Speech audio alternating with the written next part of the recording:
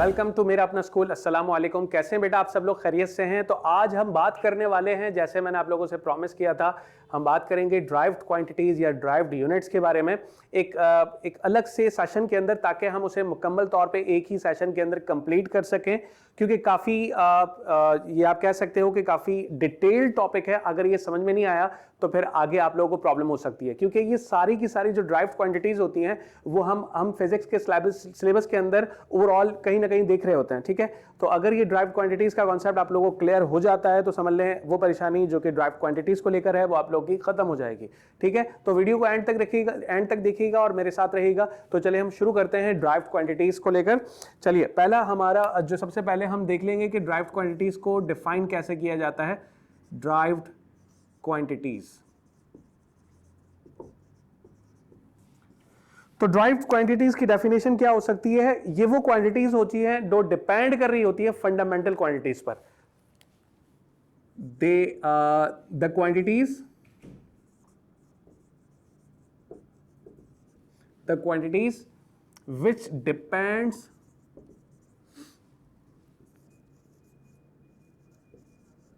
which depends upon या which depends on fundamental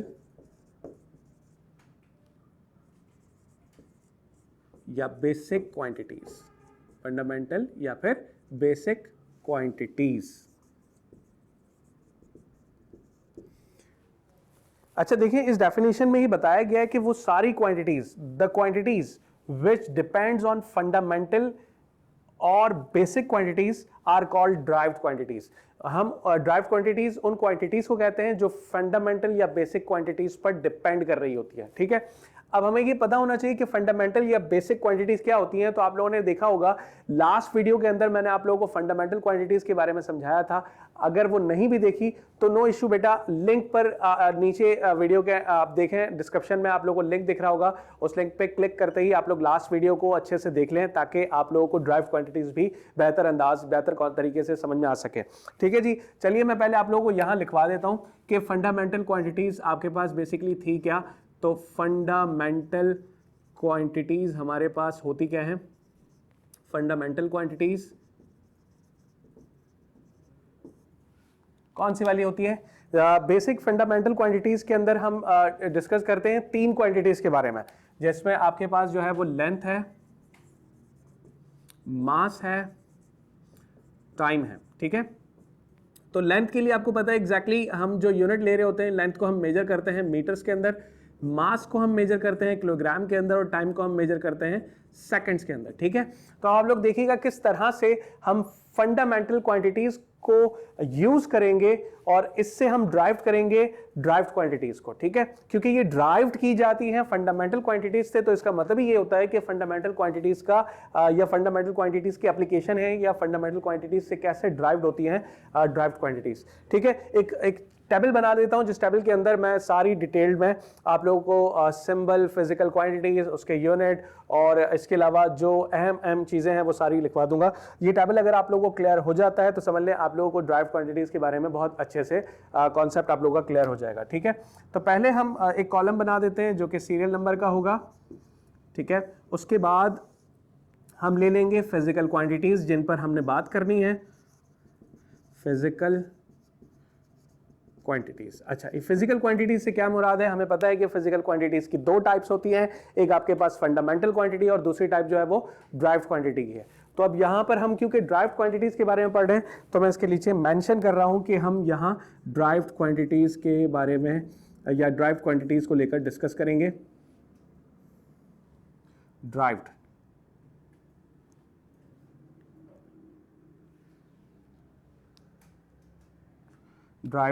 quantities. ठीक है, चलिए अब उसके बाद कौन सा कॉलम जरूरी है वो हम ले लेते हैं सिंबल्स के बारे में। सिंबल ऑफ क्वांटिटीज, कि कौन सी क्वांटिटी को किस सिंबल से हम रिप्रेजेंट करते हैं या उसे आइडेंटिफाई करते हैं। ठीक है, अच्छा इसके अलावा आप लोग यहां ये भी डाल दें कि name of units, name of units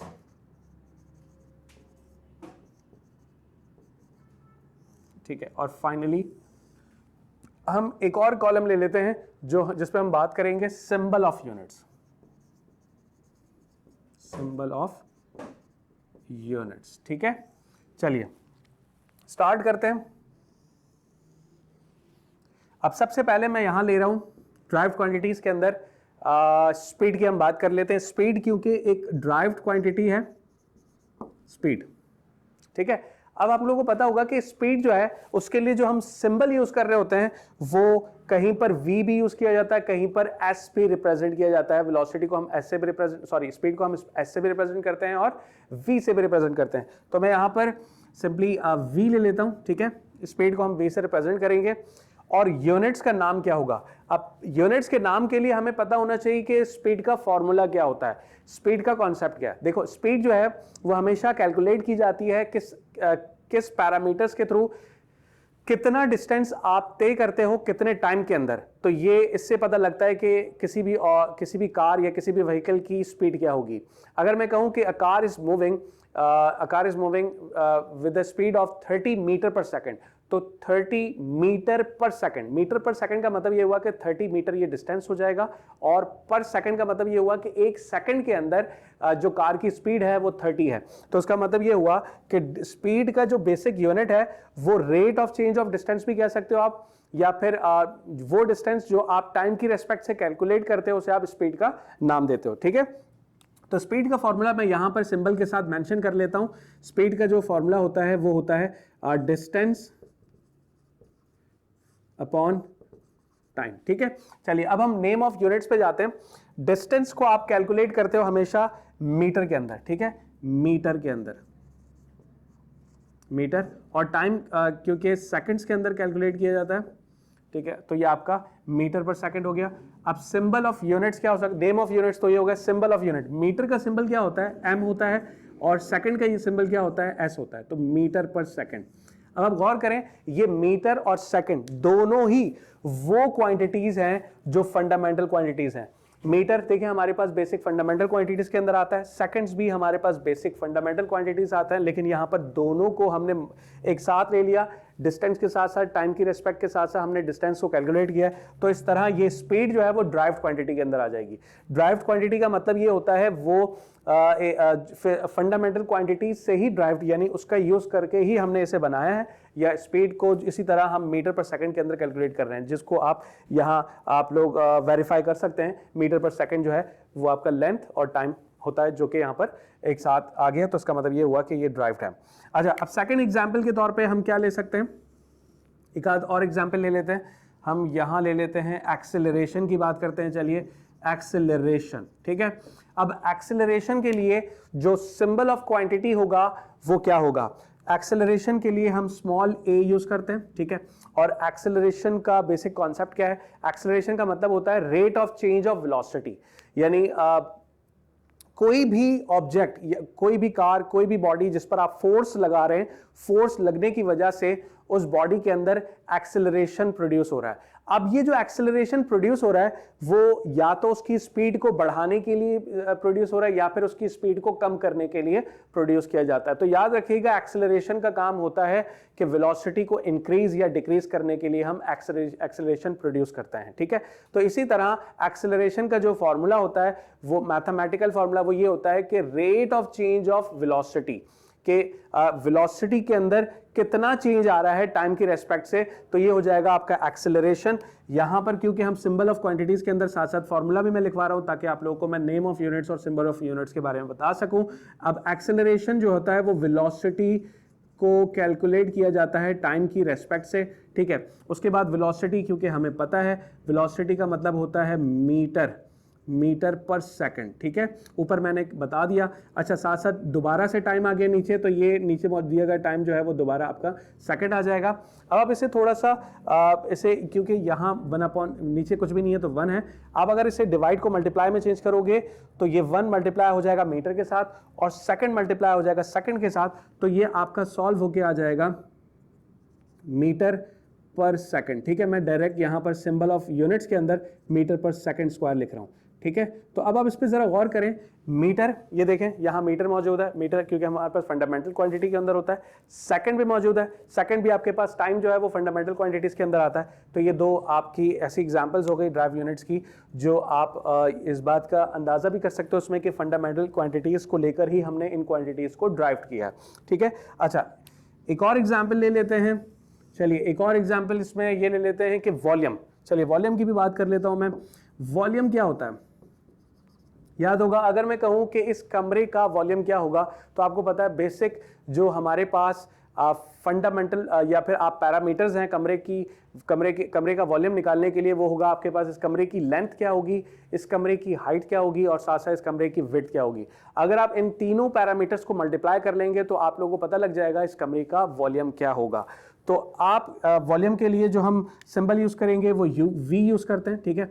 दूसरी बात, वॉल्यूम का जो फॉर्मूला होगा वो क्या हो जाएगा, वॉल्यूम का मतलब होता है कि लेंथ, ठीक है। अब मेरे पास यहाँ इतनी गुंजाइश नहीं है कि मैं ये कंप्लीट फार्मूला लिख सकूं, तो मैं सिंबल्स की फॉर्म में आप लोगों को लिखवा देता हूं, लेकिन कॉन्सेप्ट आप लोगों का बन जाएगा कि देखें वॉल्यूम को कैलकुलेट करने के लिए लेंथ, विड्थ और हाइट, इन तीनों पैरामीटर्स को मल्टीप्लाई करना पड़ता है। तो लेंथ के लिए आप L यूज करते हो, विड्थ के लिए आप W यूज कर सकते हो और दूसरा तीसरी चीज़ ये है कि हाइट के लिए आप H यूज करते हो। तो ये तीन पैरामीटर जिनको मल्टीप्लाई करके हम इसका फॉर्मूला बना सकते हैं। अच्छा, अब लेंथ के लिए भी आप मीटर का सिंबल यूज करते हैं, ठीक है।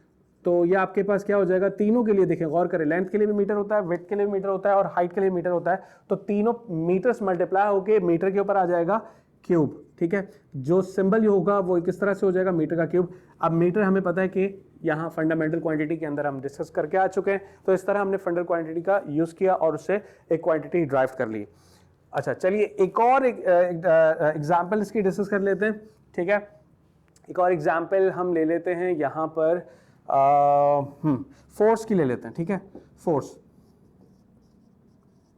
अब फोर्स क्या होती है, फोर्स हमेशा याद रखें या तो किसी भी ऑब्जेक्ट को पुल करने के लिए या पुश करने के लिए यूज की जाती है। फोर्स हमेशा किसी भी बॉडी के अंदर एक्सेलरेशन प्रोड्यूस करती है या फिर किसी बॉडी को आपने अगर रुकाना होता है, रुकाने के लिए भी हम जो है वो फोर्स का इस्तेमाल करते हैं, दोनों सूरत में, ठीक है। तो फोर्स का जो सिंबल होगा वो होगा F, ठीक है। और फोर्स क्योंकि एक्सेलरेशन पे डिपेंड करती है, इस तरह से आपके पास force is directly proportional to a और मास यहाँ पर कांस्टेंट के तौर पे यूज होता है, तो इस तरह फोर्स का फॉर्मूला बन जाएगा ma।